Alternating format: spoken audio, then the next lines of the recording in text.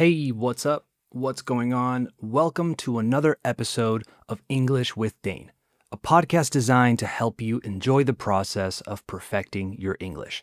As always, I'm your host, Dane, and you can find me on Instagram and TikTok at English with Dane. Real quick, we've changed the full day immersion to the 8th of March, which is a Sunday. So if you already had plans on Saturday 7th, and that's why you couldn't make it, then good news for you. Sunday, 8th of March, a full day of speaking English and working on breaking through any obstacles you're facing with a beautiful nature setting. What more could you want? If you're up for it, let me know. Email me at englishwithdane@gmail.com or message me on Instagram at englishwithdane. Okay, on this episode, we're going to do a little bit of everything. We're starting off with Today in History, which is a segment I haven't done in a while, where we take a look back to see what happened on a day like today many years ago. Then we're doing Strange News, where we read through an unusual news story to get some new vocabulary, and also because it's just fun to see how ridiculous we can be as people. And then we're going to answer a few mailbag questions that I've received from listeners. So let's do this. You are listening to episode 42 of season 2 of English with Dane. Hit it.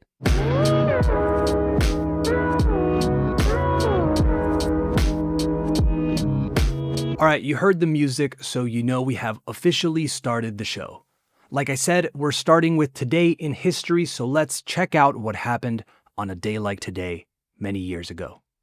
This is one I talked about several years ago on the show, but I think it's just really cool and I wanted to talk about it again. The year is 1996, and the headline reads, "Human beats machine." On this day in 1996, world chess champion Garry Kasparov defeated IBM's Deep Blue computer, but it wasn't as easy as he predicted. He had once stated that he would never lose to a machine, but perhaps he was too confident. The very first game of the 6-round tournament saw Kasparov defeated in what he called a shattering experience. It was the first instance of a machine defeating a human within the confines of a traditional chess tournament, and possibly the first time Kasparov had had his confidence shaken by a machine. To shatter means to break into a lot of pieces, and if something is shattering, it is devastating or very tough to overcome. Muy difícil de superar, very tough to overcome. Kasparov, a chess prodigy and fearless, decisive player, was born in what is now Azerbaijan in 1963 and became the Soviet youth champion by the age of 13. He won an international tournament when he was just 16 and became the youngest world champion at 22. His encounter with IBM's Deep Blue marked the first time a reigning world chess champion faced off against a computer on the world stage. To face off, con doble F, of course, means enfrentarse. It could have also said, también podría haber puesto, it could have also said the first time a reigning world chess champion faced a computer. When we use face off, we need to include against right after, to face off against.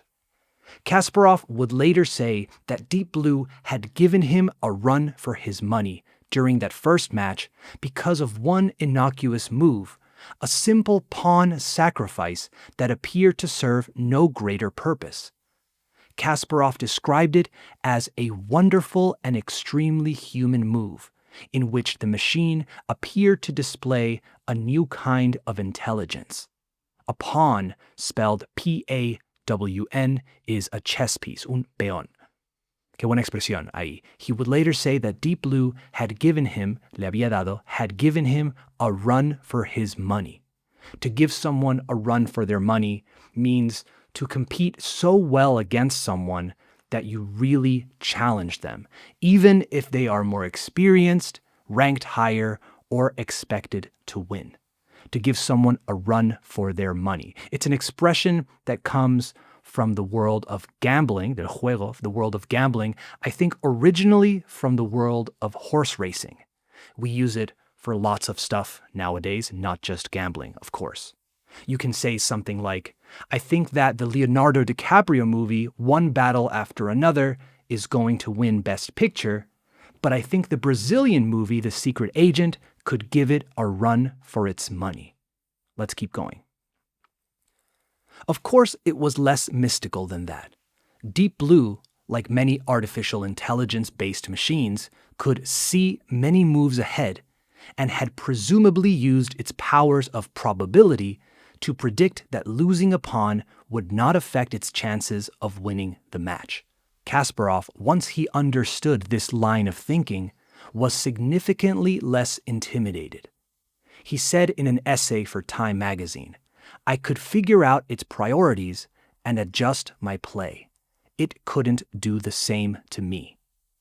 Now armed with a better understanding of Deep Blue and its limitations, Kasparov did not underestimate his mechanical opponent after the initial loss, and went on to win 3 additional games and tie 2 more, ultimately emerging as the tournament champion. The victory was a narrow one, however, and it underscored todo junto how rapidly computers were advancing, especially in the context of structured, rules-based games such as chess. In a 1997 rematch, Deep Blue defeated Kasparov at last, a turning point that saw machine finally prevailing over man. That's kind of a disappointing ending, but hey, still an amazing feat, una hazaña, an amazing feat. Feat spelled F-E-A-T, feat. I'm pretty sure that that's an impossible thing to do now with the advancements in technology that we've had since then. I'd like to see ChatGPT versus Magnus Carlsen, though. I think it would be really interesting.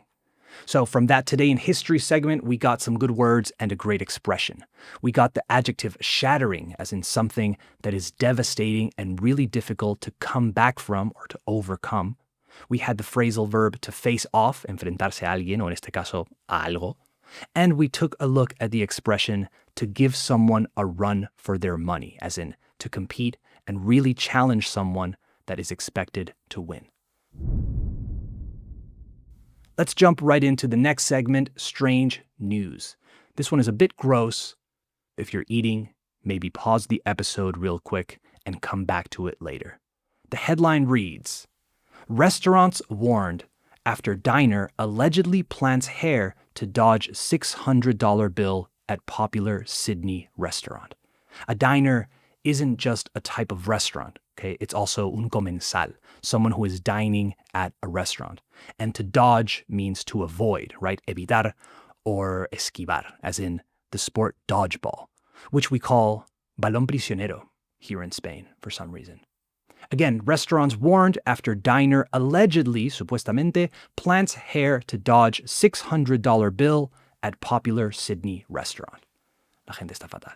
It says, the group had ordered high-value dishes, including a 1.8 kilo tomahawk steak, along with entrees and drinks.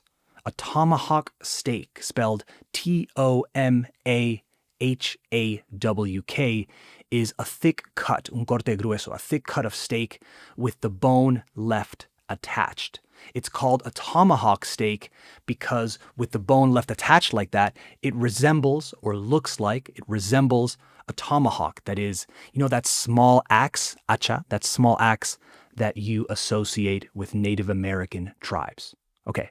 Hospitality venues have now been warned to remain vigilant after a family was allegedly spotted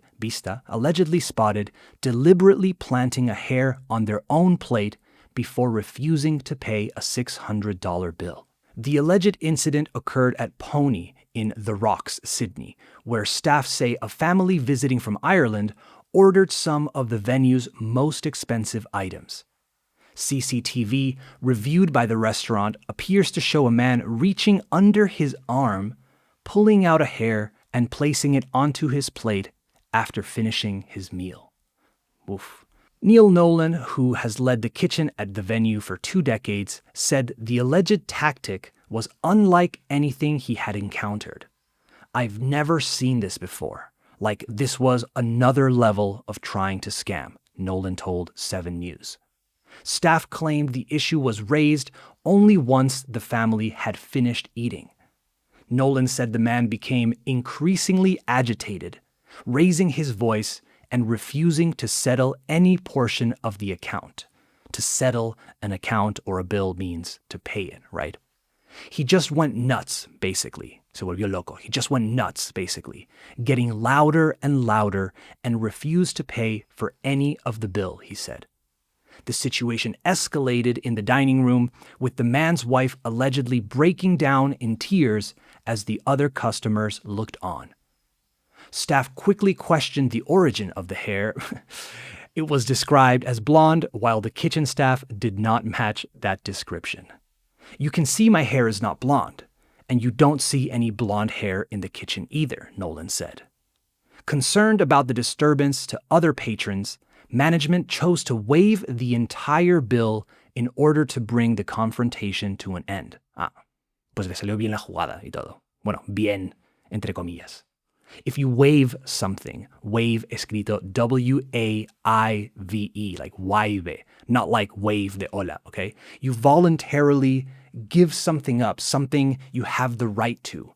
You usually find this word attached to the word fee, as in the bank waived the fee. So remember, not wave as in hola, but waive, W-A-I-V-E. It was only afterwards, the restaurant claims, they learned of similar allegations involving what is believed to be the same family at another nearby venue. Nolan said he reported the matter to the police, but was advised that there was little immediate action that could be taken. Frustrated, he later shared the CCTV footage publicly on social media to alert other operators and to try and locate the family in question. The contact details provided with the booking were allegedly false, and the family is believed to have since left the area. Wow. This really makes me think. There are so many things you can get away with if you have no shame. Si no tienes vergüenza, if you have no shame. I mean, don't get me wrong, I would never do that, but there are so many people who get away with crazy things because they don't care about how they are perceived. I wish I had a little bit more of that in me.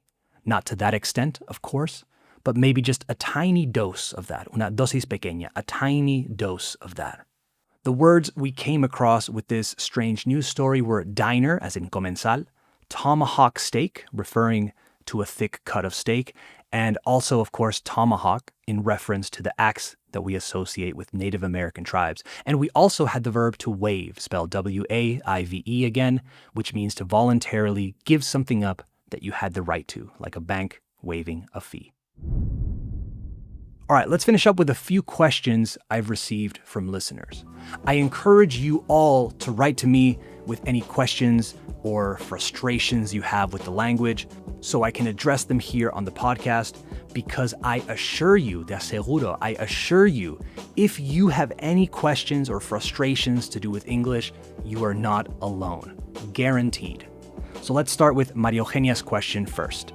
She asked, is it more important to focus on vocabulary or grammar to reach the next level? Okay, first of all, we have to be careful, or at least mindful of this level stuff. I think it's more important to focus on how comfortable you feel communicating your thoughts and how to sound more like you. If you're trying to reach a new level, then you're just going to frustrate yourself because one, you won't really know when you reach that next level because there's no "you did it" message that's going to pop up like a phone notification. And two, if for some reason you do feel like you've reached that next level, your victory is going to be short-lived. Qué buen adjetivo, short-lived con guión. So you're not really going to enjoy that win because you're going to then be focused on the next level after that. So that process will repeat itself, and while it kind of sounds good from like a super motivado perspective, it's not something that is sustainable.